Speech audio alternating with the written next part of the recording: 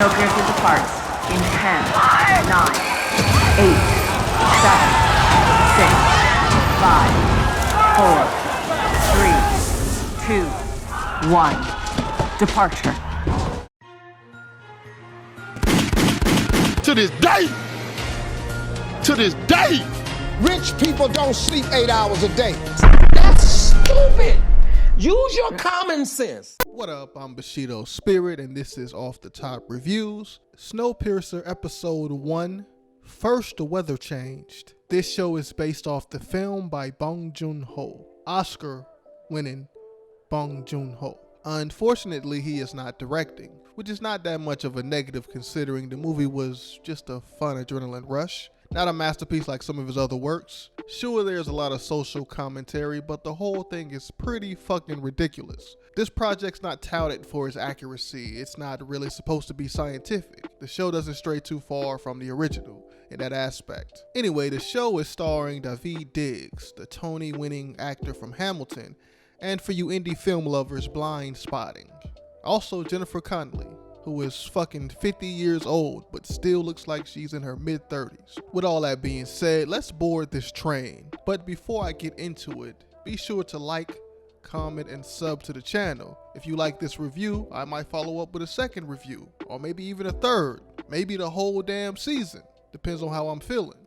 And for those disappointed that I didn't finish up For Life, I have no words. I'm just lazy as fuck.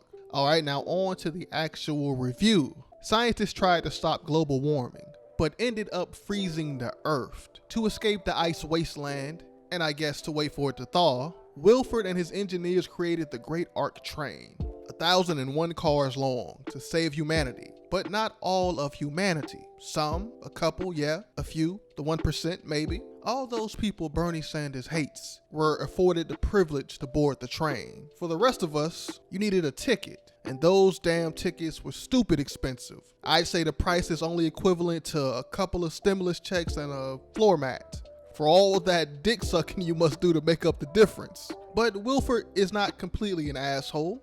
He allowed the people that worked for him to board the train as well. So yeah, not everyone made the trip, and the well-off didn't really care about that. Did not care at all.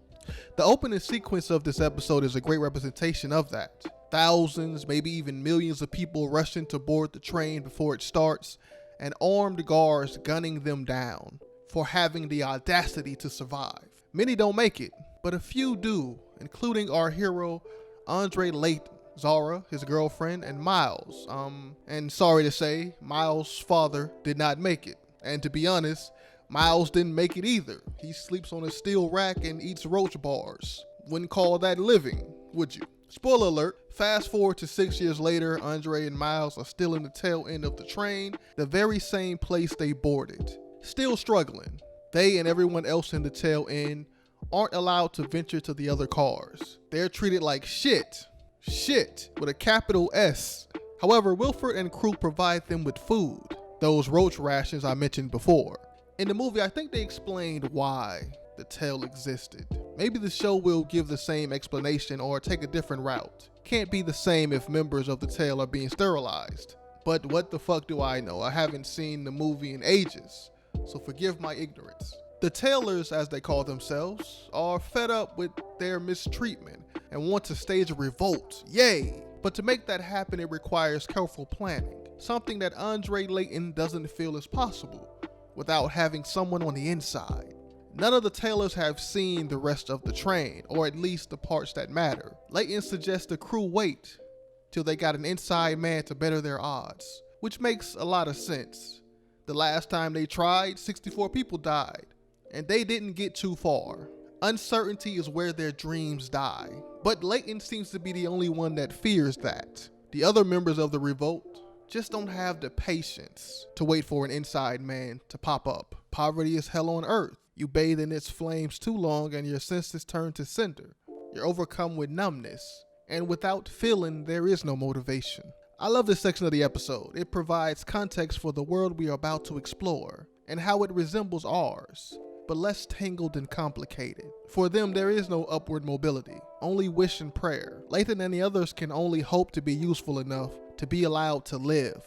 let alone thrive. He tells Miles to keep studying with Divine. In the future, maybe he'll get that apprenticeship for engineering.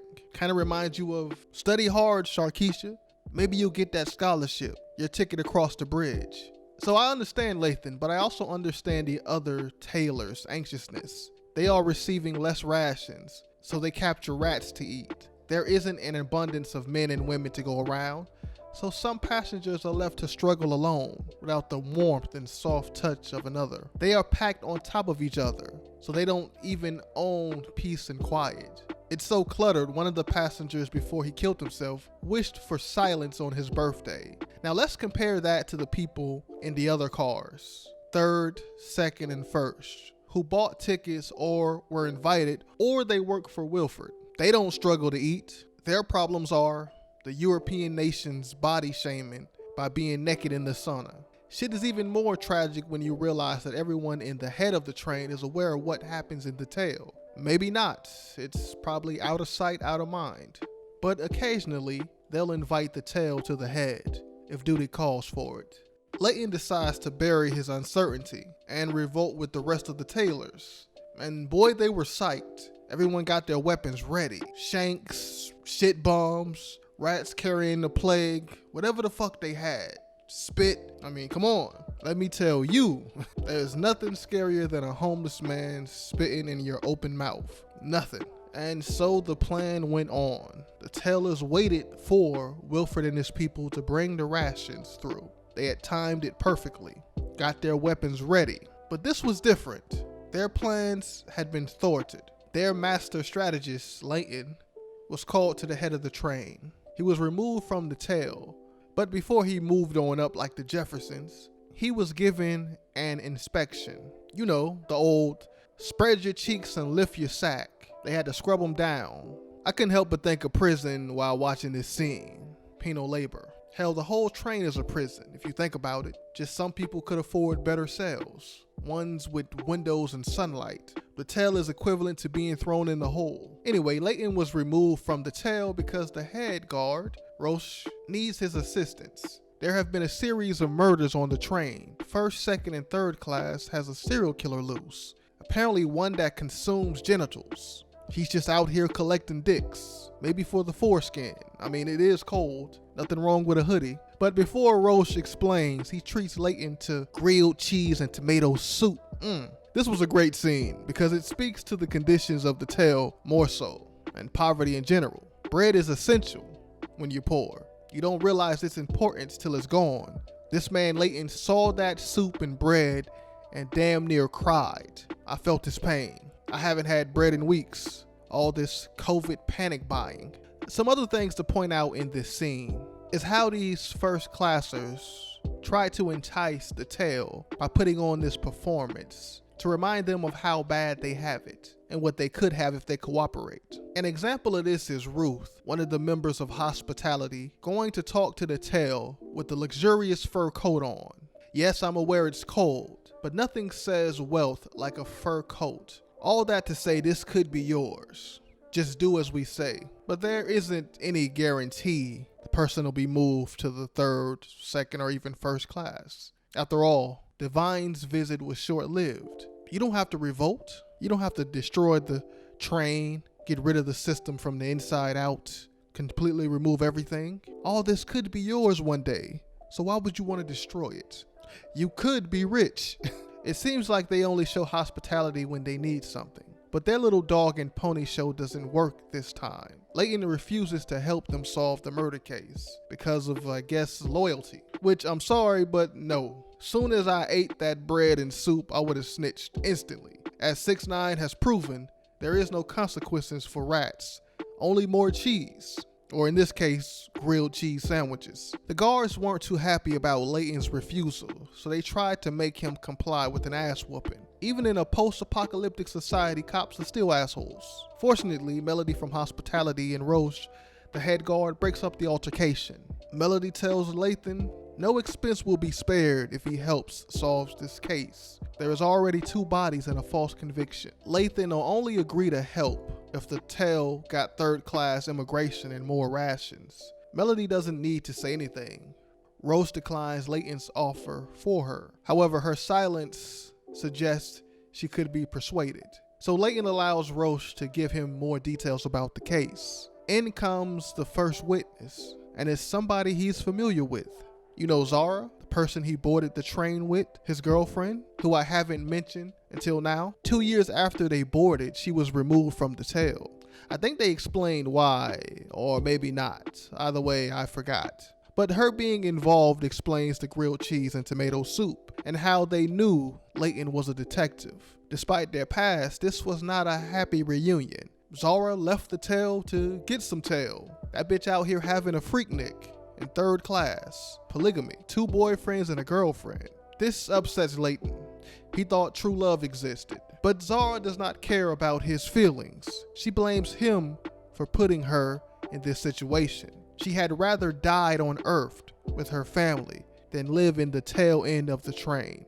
Anyways, Layton still refuses to solve the case. Not until Wilford meets his demands. While him and Melody negotiate the terms, Divine kills himself in the tail end, which sparks the tail revolt. Yet another unsuccessful revolt at that. They don't even go as far as they did last time, probably due to security changes made by Wilford. The guards planned on murdering all the revolters. However, they managed to get a hostage, creating a standstill.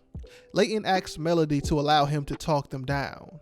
She agrees. His first attempt fails. They think he turned traitor. It was that goddamn soup and cheese sandwich. Layton's too good for the hood now. But Layton explains the situation and his plans for the future. Given his newfound access, he can become the inside man they have been missing, allowing them to stage a successful revolt. However, Pike and the others have to be penalized for the damage they cause. Layton suggests they surrender themselves to the drawers, rather than risk being executed by the guards. His only leverage to ensure this happens is to solve the murder case and drop his previous demands. But how good is this plan?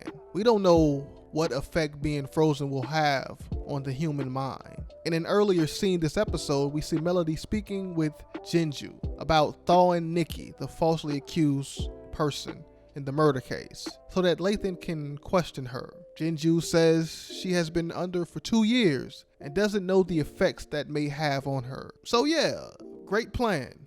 You might go in the drawer Tom Brady and leave Aaron Hernandez. That CTE might have you become an actual murderer. By the way, if that was Susan Parks swimming and not a body double, god damn she bad. Fuck. You'll have to go back and watch the episode to see what I mean. I cannot show you pictures. Just go see for yourself. Finally, episode ends with a big reveal. Apparently, Melody from Hospitality is actually Mr. Wilford, or she is in charge in his absence. Leading up to that part of the episode, they show her change into an MIT University sweater, and MIT is a tech institute. She also studies chess moves. Different strategies are pasted on her walls, which is just the writer saying she may actually be a top-tier engineer, like we assume Wilford to be, or at least a sharp strategist, able to scheme her way into that position. And if that's the case, what is she planning? She mentioned starting work on the other thing. Our other work can continue. What does that mean? What is the other work? What does she have planned? Find out on the next episode of Snowpiercer. But yeah, that's pretty much it. That is my review of this episode. How did you feel about this episode? Did you like it? Did you hate it? Is this show better than the movie? Is it worse than the movie? Did you like some of the changes they made? How do you feel overall? I thought it was pretty good. It's a pretty good show. I'm not expecting it to be scientifically accurate. It's a fucking mega train traveling around the world. That shit makes no sense, but it's a fun little ride. Anyway, I'm your boy Bushido Spirit. Peace out. Stay safe.